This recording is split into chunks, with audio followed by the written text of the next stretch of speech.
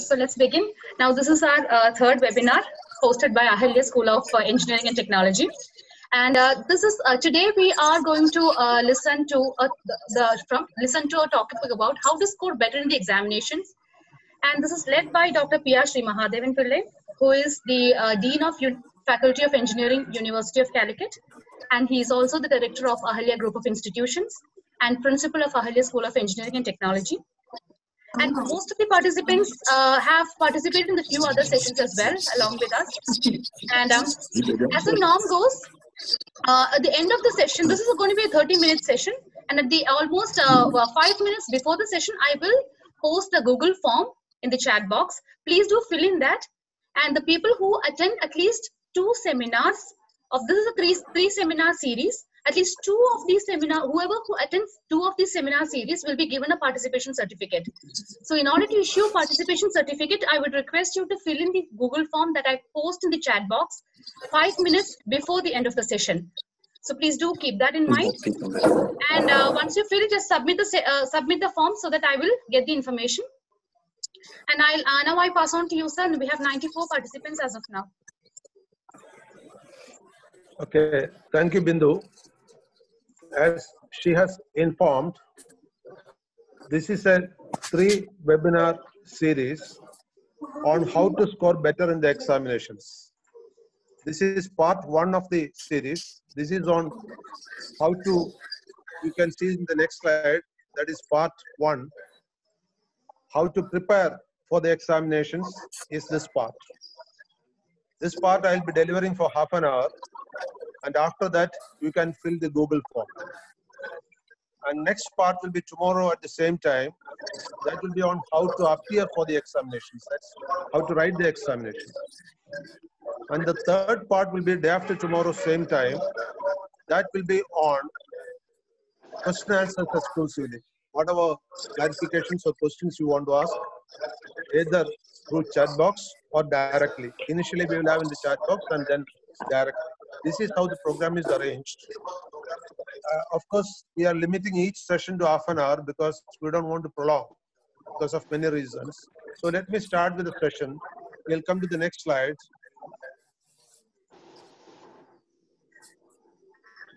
How successful students score marks. Every student cannot score marks. Those who score the marks, we say it is successful. When this session poster was put, one of my friend has mentioned, is mark alone the criteria for success? No.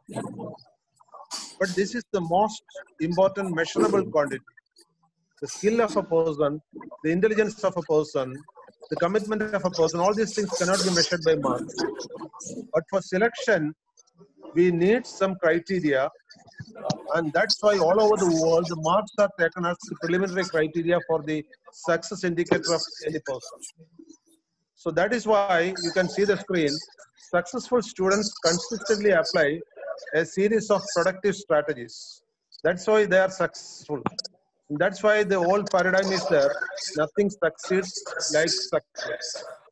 You see the next statement I have put there. The reasons for success are less esoteric than the general thought of the students. That means the students think that success is very difficult to achieve. It's not so. That screen is not visible. Yeah, I'm sharing it. I'm sharing it, sir.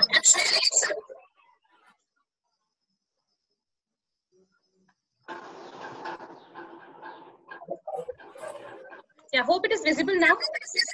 Yeah, the first slide is visible. Next one you have to show. Okay, yes. Is it okay now? It's not visible. Yes. Only the first one is there. Second one has not Yes, come. ma'am.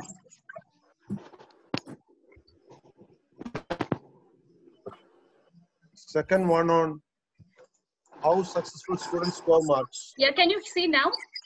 Yes, yes, yes. Okay. Now click it once more. Yes. Okay. The reason for success are less esoteric than the students think in general.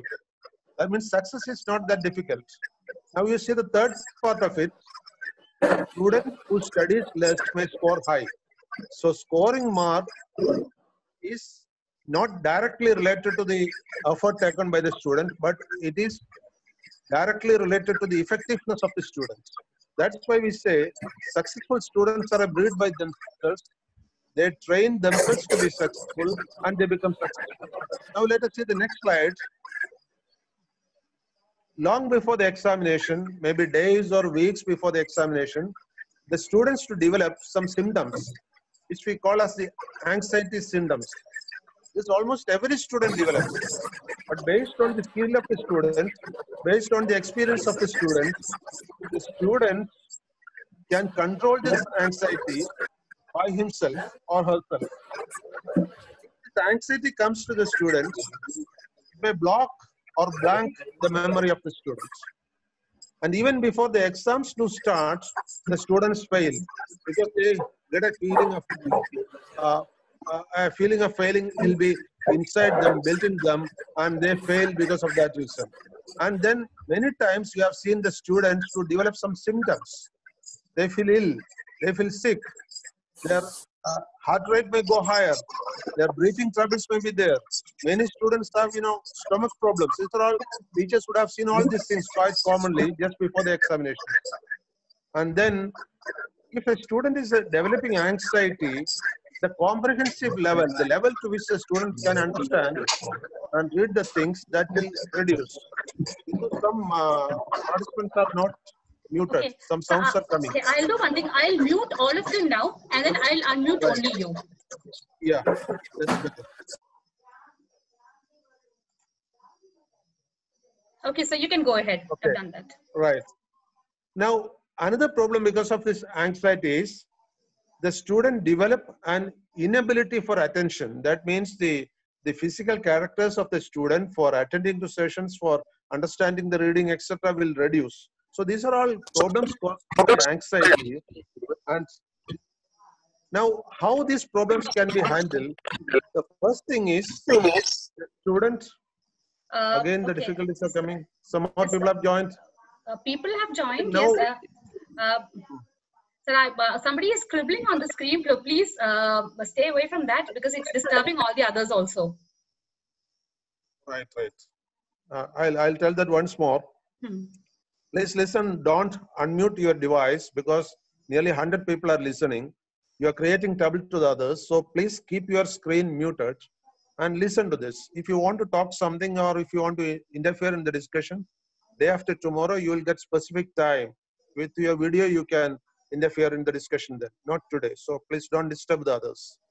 Then the methods for eliminating or handling the anxiety is first thing is to get prepared early. Anxiety comes when you feel that you have not prepared properly. So if you are prepared early, anxiety can be kept away. Another thing is have a correct schedule before the examination date, what you are going to study, when you are going to study. That schedule will keep away the anxiety, and anxiety may come, suppose you are not able to catch up with the schedule. Many times, the students may not be able to catch up with the schedule exactly 100%, but if you are near catching up, that's good enough. Then another thing is the sleep. If you don't sleep properly, it's being told that for a small kid, more sleeping hours are required. For a student, 7 to 8 hours, or at the least minimum 6 hours sleep is required. If the sleep goes below, please don't talk. Please mute your equipments. You are disturbing the others. Those who are having unmuted equipments, please mute your equipments. On the screen, you can mute your equipment. I am also muting them. If they are not muting from their side, I am muting from my side. Yeah, you can selectively mute them. Right. Then maintaining a regular sleep is very essential because your brain is the one which makes the memory, and the memory is the one which stores the information, and that is what it studies. And if your brain cannot perform well, definitely you are not going to study well. So the brain can catch up well provided you sleep for a good time. And I suggest that on an average 7 hours sleep is necessary. But in the case of certain students, 6 to 8 hours, it may vary. But anyway, if sleep is not sufficient, definitely it will affect. Then what about your food habits? Scientifically, it has been proven that sugar, sufficient sugar content in the body is required for keeping the memory. That's why the medical people do say that if you take chocolate, your memory may be better. But if the sugar level goes down, that will reduce the capacity of your brain to absorb things. So students should keep in mind that they should regularly take food. Whatever the food is relevant, they should not be hungry. And of course, certain food items like milk and caffeine, etc., are supposed to improve the memory, people say. But there is no direct direct proof for all these things. But one thing is proved, the sugar level, if it goes down, definitely it can reduce your memorizing skills. And then have a regular breathing system. I suggest that each student should have a breathing exercise from the right. If you are knowing yoga or an exclusive part of yoga, what is called, this is one among the yoga practice, what's called pranayama. Pranayama means controlling the breath. And if you can control your breath, that will definitely improve your brain's working. Brain will be more activated by more oxygenation of the brain cells. And if you are breathing properly, so every day, if you can give some breathing exercise for your body for maybe 5 to 10 minutes, that will definitely help. You don't have to even study pranayama or yoga. You can take deep breath and then exhale. Do it for say 5 minutes. That is enough. You don't have to specifically train for yoga or pranayama, but this deep breathing definitely will activate the brain. Now coming to the next slide. What is actually studying? Studying is basically keeping the information in your brain so that you can reproduce it whenever you require. So any information, once you store, and if you are unable to take it back, it's a form of dementia which cannot be counted as a reproducible information, then it is not a useful study. So that is why we say, instead of reading 100 things and remembering one thing, you better read 10 things and remember 10 things. And that will be better. Okay, then another part of study is, one problem is here, the power supply has gone in my house. Doesn't matter. You can see the screen, need not see my video. You can see the screen and you can read it, and I'll be audible to you. Using memory for analyzing, organizing, and problem solving is one part of studying, because whatever you study, you have to store in your memory. Information becomes knowledge by storing in memory, and that knowledge you organize, that becomes wisdom, and when you apply it, that is the complete cycle of study. And memory will be more if the subject matter is interesting. For example, if you are studying something which is of no interest to you, you have no attraction to you, you have no commitment to you, whatever you read, whatever you study, it may not be of much use to you. That is why we always say we should have motivation or inspiration on a subject. Teachers are very important in this aspect. In motivating a student or inspiring a student, the role of the teacher is much, much more than any reading material. That's why there's an old dictum: an average teacher teaches, a good teacher explains, a great teacher inspires. So if you have got an inspiring teacher handling a subject, that is good for your performance. And always remember, if teachers are here in this group, always remember the teacher's role is to teach, but the study is more of learning, which has to come from the learner. So the output comes mostly from learning, not from teaching. So the teacher's role is only secondary compared to the learner's role. So the learner is more important in the teaching learning process. And when the mind is not receptive, say for example, the student dislike the teacher or the student dislike the subject, definitely the reception of the student, the mental reception of the student is going to be very poor, and the study in effect is going to reduce. And now coming to the next slide, how your memory works. Our memory is our brain. The brain is having millions and millions of neurons connected by synapses. Nobody exactly knows how many neurons are there. And this memory is basically a bioelectrochemical activity. You know that the brain is having a power. It can be measured by encephalogram. It's around 1 to 1.5 volts, not that high. And you know, the brain is a material of roughly this average brain, maybe slightly variation is there for different people. The brain is having around 1.25 kg, and a volume of around 1.5 liter, which is suspended in brain water within the skull. And remember, the density of the brain, the specific gravity of the brain is less than that of water. So it's a very soft material made of soft tissues, and each brain cell is synapsed to all the cells nearby. That's why the brain can have parallel processing, which is very difficult even for the computers to simulate, because computer parallel processing is having very limited scope, but brain is the most sophisticated computer which can have umpteen number of parallelized operations. And memory is nothing but it is the polarization of the neurons. Just like in computers we have got the presence or absence of an electron, we also have a biochemical polarization of the neuron with the brain electric power, and that's called memory.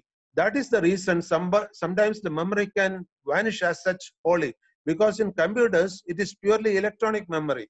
But in brain, a biological factor is there. So sometimes it will be difficult for you to take back what is in the memory. And that is why we always say you have to associate the memory with more number of neurons. If your memory of a particular thing is in 1,000 neurons and another matter is stored in say 10,000 neurons, the one which is having a storage in 10,000 neurons, you will be able to take back immediately. All these basic things we should know so that we can have our memory in a perfect way. And how the memory vanishes. The biologists do say that there is 3 stages. This is approximate, not exactly. They say that whatever you read or see, you may forget at the end of 8 minutes, within 8 minutes. If you don't forget that within 8 minutes, the next stage is you may forget within 8 hours. And if you don't forget it within 8 hours, the next possibility is only within 8 days. And if you don't forget within 8 days, then you may remember it for years and years, and it depends on your brain chemistry how long you will remember it. This 8 minutes may vary with people. For example, in some people it may be 6 or 7 minutes, doesn't matter. But there is supposed to be a cutoff like this for, so that 8 minutes is a very short memory, 8 hours is a short memory, and 8 days is a medium memory, and the years in which you remember a thing is your long memory. That's why there's an old saying which says that if you remember everything you studied up to the 10th standard, you can be called as a scholar. That's why we are not remembering most of the things we studied even up to 10th standard, and that's why many of us cannot become scholars. Now coming to the next slide, how the memory can be retained, memory retention techniques. The first technique, you can have much more techniques. These are all well-established techniques. The first technique is called mnemonics. You attach the thing you want to study to something. For example, the colors in nature. We call it as VIBGYOR, violet, indigo, blue, green, like that. So VIBGYOR is a mnemonic term. Instead of a term or a word, you can have, say, a sentence. You can associate with some sentence. For example, for finding the Rahukal, we used to associate with a sentence. And similarly, you can associate with a song. For example, in Kerala, there's a system. All the grammatic rules in Malayalam are made into a small song. So if you sing and learn this song, you can easily remember the grammar. These are all mnemonic techniques. Another technique is associative technique. I'll tell one example how I use this associative technique. When Kofi Annan took charge as the Secretary General of UN long back, immediately this name I was forgetting quite often. So I just remembered MGR holding a cup of coffee.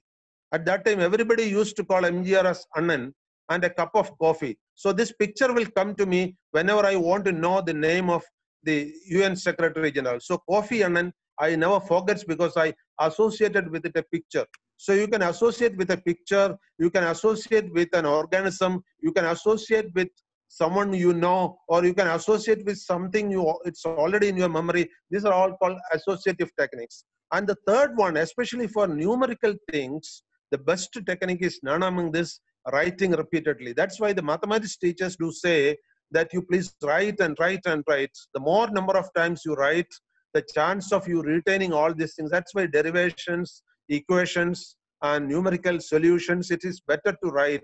The associative techniques and mnemonics may work very less with the numerical things. But practical things, it's very easy to remember by visualizing. Visualizing means you try to imagine that working of the thing or its picture in your mind many times. When you are free, when you are not reading something, when you are lying down for sleep, you can imagine things. That's called visualizing. So the machine working or somebody's face, all these things you can remember better by visualizing. Then next thing is by, yes, all these things will be shared to you. Don't worry, some participant has sent a message. The recording of this will be sent to you, and that will have all the PPT. So don't worry about catching up with me, writing all these things. Then the next one is what is called a repeated synthesis or reciting. This is very good for spoken skill. For example, when I used to go for elocution competition in my school days, the technique followed was that whenever I get free time, think of sentences and recite in the mind. That's called reciting and synthesizing. So anybody who wants to be a good speaker, I suggest to them, whenever you get free time, you think of sentences, you think of expressions. This is the way you can study a lot of words also. You think of the word, its meaning. All these things are called a repeated synthesis or reciting technique. And the next is what is called drawing or sketching. For example, if you want to learn more of a picture or a figure, try to draw it or sketch it. At the drawing means it's a dimension sketching. So better go for sketching it. And I remember one architect in Kerala who was well known in Kerala, Laurie Baker. He used to speak very less to people. Whenever somebody reached, he always used to have a paper and pencil with him. Whenever somebody approached him, he was a well-known architect. And whenever somebody approached him, he used to try a small sketch and show them. That quenched all their questions. No need to explain. So drawings have got this advantage. Then another thing is, if you want to remember something very well, you can display. I've seen that many medical students do this. They show all their sketches, all the figures, etc. All around inside their room. They'll put some posters, some stickers, etc. So that every time they are moving around, they can see it. Some pictures, some equations, or anything you can put like that. This is another technique for remembering well. But all this you keep in mind, the basic rule is the more number of neurons are involved in your memory, the more time it will stay on. To involve more neurons, first thing is if you are definitely having interest in the topic, more neurons will artificially take part. For example, if you are interested in singing, you will be interested in remembering the verses of that song, the shruti of that song. You'll be really interested. But for a person who is not interested that much, these techniques can help them to improve the interest. That's what I have told.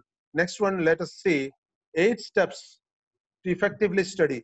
The first step is collect all reading materials. I don't say that print materials, any materials. If you want to study a particular subject, say you want to study mathematics, collect all the materials, YouTube videos, say PDF documents, say doc formats, or textbooks, whatever you get, may be relevant or irrelevant. Don't worry. First stage, don't worry whether something is relevant or irrelevant. Only at a later stage, you can decide whether it is relevant or irrelevant. Then the first thing, if you want to study one subject, is to read its syllabus thoroughly. This many of our students don't do. They study so many things, but many of these things may be irrelevant to the syllabus. The first things, they have to read the syllabus. And next thing is what examination they are going to do. It will definitely have, in 99% cases, it will have a sample question paper, a model question paper in the past. If you are thorough with the syllabus and the model question paper, 50% of the task is over. And if you are getting added to that some past examination or some past notes prepared by your seniors or some notes given by your teachers, etc., this will be a help to you. Then always keep in mind the programming about the examination. When the examination is, how much marks I have to score in that examination to pass, to get a distinction, and what is the format. These things you make in your mind clear. Don't go for preparing for an examination without knowing the examination properly well. This is a mistake most of our students do commit. Prepare for an examination only after knowing what the examination is, how the examination is. Then set a realistic goal. How many days you want to prepare? Because you will have a regular coursework. You are studying in a school or college. Along with that, you have to prepare for the examination. And also, you should have your personal enjoyments. I never say that any student should keep away from personal enjoyment. No. The wise student will apportion his time for studies, for enjoyment, and their regular coursework. So you should have a balanced system. That's why we say balanced mind is the best mind for any study. The student should balance it. and the parents and teachers can help in balancing this study. And this balancing is very important, because if this balancing is gone, the student may get upset, may not be able to perform well.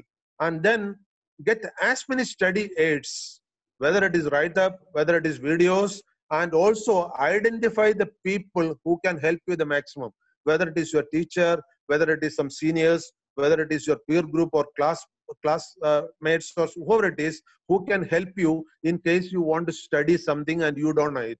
That help will be very much useful later. Then also please identify after reading the syllabus and the question paper, which are the areas to focus. Don't have a blunt study. You have to focus on things which are important, and you have to, disengage from portions which are unwanted. So focusing is very important. Also decide how many months back you have to study for an examination, and that we should find. I have told that you should have a calendar for that. Coming to the next one, what are the common difficulties in learning? First difficulty is people fail in time management, and people forget to do note taking. I'm not very specific that you have to write separate note. Whatever you are reading, whether it is digital material or written material, you can underline. Even in digital material, you can color it. That is enough, because that coloring or underline will be useful for you just before the examination, because on the eve of the examination, you have to study only those important things. Don't go for a random reading on the eve of the examination. Then another thing is, if you plan in advance, the anxiety, what difficulty you get in the study thereafter is the anxiety which may come before the examination, and family issues. If your family is not balanced, that may also affect your studies. And if you are not healthy, these are all factors which may affect your examination performance. And then a misplaced focus on the study. For example, instead of studying some particular area, you selectively study. I have seen students saying that I studied 2 or 3 modules, and if I get questions from that, I'll perform better. That's a foolish thing. You have to know everything, and that selection should be done after a preliminary study of everything. Then the teacher's approach, how the teacher presents the subject to a student, is very important. If the teacher comes and says, this is a very difficult subject I'm going to teach to you, there will be a repercussion from the student. So the teacher has also to introduce the subject to the student such a way that the student can gulp it, the student can test it, and the student can come up along with the teacher. Then just memorizing, we will say just cramming, is not at all advisable. When you study something, try to understand it. If you cannot understand yourself, I told you can take the help of a peer group. The most helpful people are the classmates who know it. Or if not, you can go to the teachers, you can go for an explanation. And I have seen many students, just to impress the teachers, they go and ask doubts. That the teacher will understand. If you are asking a genuine doubt, the teacher can definitely understand. Then you have to study, you have to devise your own effortless solutions for studying. For example, when you're eating, when you're bathing, you have developed your own style. And successful students develop their own styles for studying. And this comes by training, self-training, not by just reading alone. You have to train yourself to be successful studying. And then cramming, I'm not going to that a bit lot. Cramming in the sense means just studying without we will not have much time. So you can start now filling the form. But I'll just say cramming is just overloading your brain on the eve of the examination or 2 days before the examination, going to study everything. I've seen majority of the students are doing it. They don't have a planning for study. They feel that when the exam time comes, they'll study. So at the fag end of the study, if they go for cramming everything. And cramming everything is very dangerous, because I'll show you in the next slide. Just see 1 or 2 slides later, I'll tell you what is the difficulty in cramming. And sir, now, actually, I'm sorry to interrupt you, sir. There are 5 more minutes to go in this session. After that, the session will break. So do you want them to join back? Right. Okay. So I'll be a bit faster now. You can go on filling the form, doesn't matter. And motivation you have to create in every subject, either by interest from your side or by curiosity created by the teachers. And as I have told earlier, only if you have a motivation from someone or an interest in the subject, you will have the mindset to study.